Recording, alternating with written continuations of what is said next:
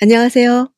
모든 사람에게 확실한 운명인 죽음에 대해 말합니다. 오늘 본문은 전도서 2장 12절에서 26절입니다. 12절. 그러고 나서 내가 다시금 지혜에 대해 곰곰이 생각하고 바보스럽고 어리석은 것에 대해서도 생각해 보았다. 왕위에 오를 사람이라고 무슨 일을 더 하겠는가? 이미 돼 있는 일 말고 더 있겠는가?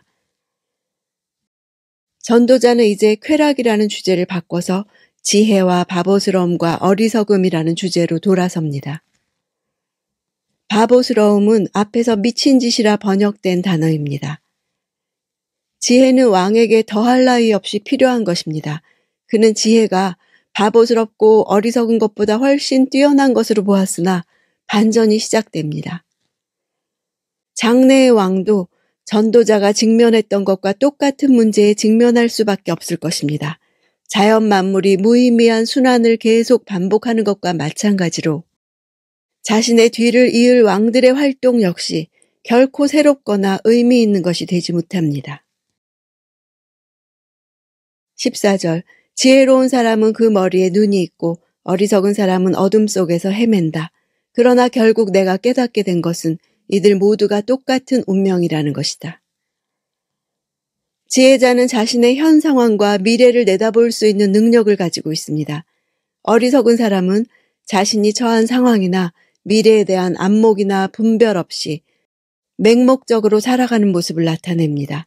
이처럼 지혜자와 어리석은 자의 삶의 모습은 비교할 수 없을 정도로 커다란 차이를 가지고 있습니다. 그럼에도 지혜도 죽음이라는 운명을 극복하는 데 조금도 도움이 되지 못함을 깨달았습니다. 운명이라는 단어는 당하다, 떨어지다라는 동사의 명사형입니다. 모두에게 떨어지는 단 하나의 운명인 죽음으로 이야기를 이끌어가고 있습니다. 15절. 그러고 나서 내가 속으로 어리석은 사람에게 일어나는 일이 나에게도 똑같이 일어나는데 내가 무엇이 더 지혜롭다고 하겠는가 라고 했다. 그리고 속으로 이것 또한 허무하구나 라고 말했다. 속으로 말했다는 것은 전도자의 한탄이 마음속 깊은 곳으로부터 나온 진지하고 절실한 것임을 생생하게 보여줍니다. 죽음이라는 운명 앞에 체험한 그의 절망감으로 말미암아 자신이 가진 지혜에 대해서까지 한탄하기에 이릅니다. 죽음 앞에서 무력한 지혜의 실상으로 지금까지 쌓았던 모든 지혜를 무의미하고 공허한 것, 아무런 가치도 없는 것으로 회의하고 있습니다. 죽음은 끝이지만 역설적으로 다음 세대를 일으키는 장치입니다.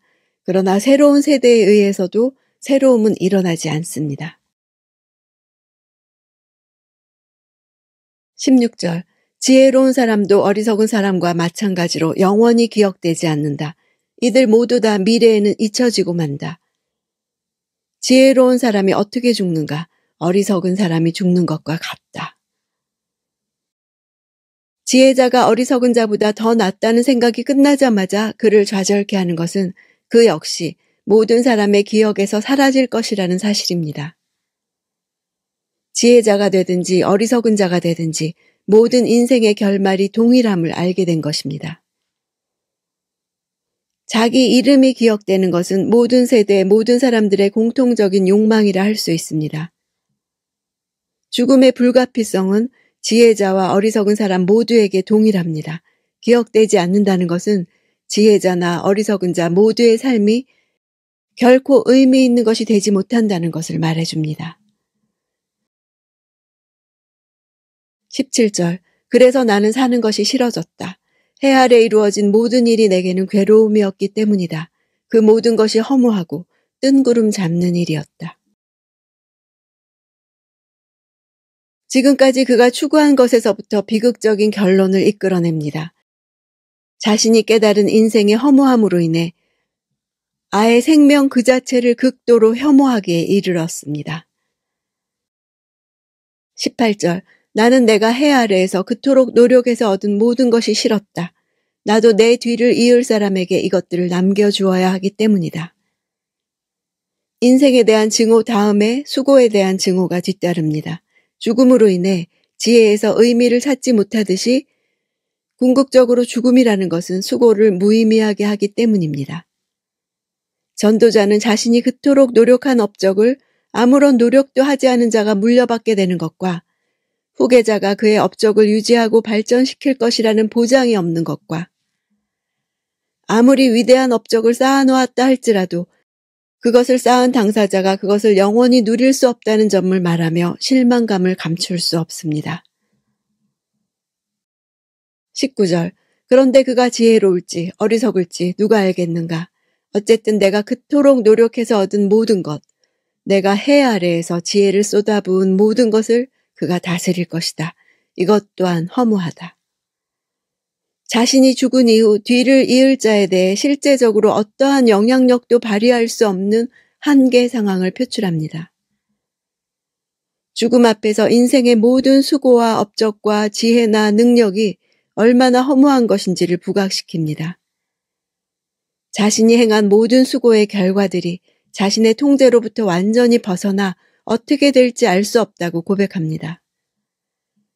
자기 마음과 육체의 모든 소욕을 다 이루었던 전도자에게 이같이 미래에 닥쳐올 일들은 참으로 부조리하게 느껴졌을 뿐만 아니라 절망감과 패배감을 안겨주었을 것입니다.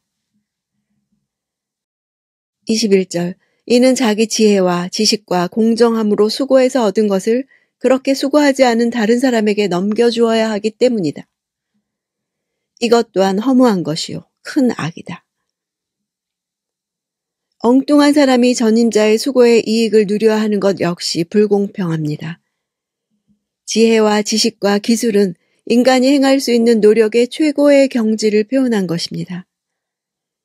일생을 통해 많은 성취를 이뤘으나 죽음이 찾아오는 한순간에 그 모든 것을 남겨두고 갈 수밖에 없는 자신의 모습을 통해 사람의 삶이 얼마나 무상하며 무의미한 것인지를 말합니다.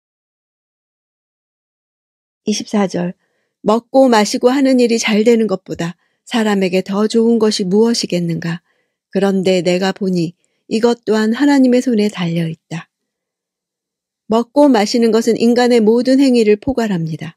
모든 활동 속에서 즐거움을 누리는 것은 생의 어떤 것보다 더 가치가 있습니다. 이 즐거움이 앞에서 나왔던 헛됨과 무엇이 다른가요? 이것이 하나님의 손에서 나왔다는 점입니다. 26절. 하나님은 하나님 보시기에 좋은 사람에게 지혜와 지식과 복을 주시지만 죄인에게는 온갖 노력으로 모으고 쌓게 하시고 그것을 하나님 보시기에 좋은 사람에게 넘겨주게 하신다. 이것 또한 허무하고 뜬구름 잡는 일이다. 하나님으로부터 오는 세 가지 복은 지혜와 지식과 복입니다. 인생의 결정적 요소라 할 수 있는 지혜와 지식과 복이 하나님의 절대적 주권하에 있어서 인간이 하나님께 어떠한 태도와 자세로 살아가느냐에 따라 주어질 수 있습니다. 죄인의 삶의 모습은 모으고 쌓고 넘겨주는 것입니다. 죄인들이 수고하며 축적한 것들을 취하여 나눠주실 수 있는 하나님의 주권을 말합니다. 죄인들의 이런 삶을 허무하고 뜬구름 잡는 것이라 결론 지음으로 인생의 헛됨을 묘사했던 앞부분 인생의 모습과 일치시킵니다. 삶을 누리는 것은 하나님과의 관계성으로만 가능한 것입니다. 덧없는 삶에 대한 해답은 단순합니다. 먹고 마시며 자기의 수고에 따라 삶을 즐거워하는 것보다 좋은 것은 없다는 것입니다. 너무 단순해서 어리둥절할 지경입니다. 그러나 실제로 삶의 기쁨은 먹고 마시고 일하는 단순 소박함에서 비롯됩니다. 먹고 마시고 수고하며 즐기는 삶이 너무 사소해서 최고의 가치로 붙들기에는 부적절해 보일지도 모릅니다. 그러나 전도서에서 먹고 마시고 일하며 즐겁게 살라는 것은 헛됨, 해벨만큼이나 중대한 선언입니다. 불확실하고 불안한 내일에 대한 염려로 온갖 노력과 수고를 쌓아도 소용이 없기 때문입니다. 단순한 일상의 즐거움을 즐거워해야 하는 이유는 그것이 하나님으로부터 오는 것이기 때문입니다. 하나님으로부터 선물로 받은 하루를 먹고 마시며 일하며 즐거워하는 것은 주신 하나님을 향한 감사의 표시입니다. 오늘 나의 하루도 하나님을 향한 감사가 되기 원합니다.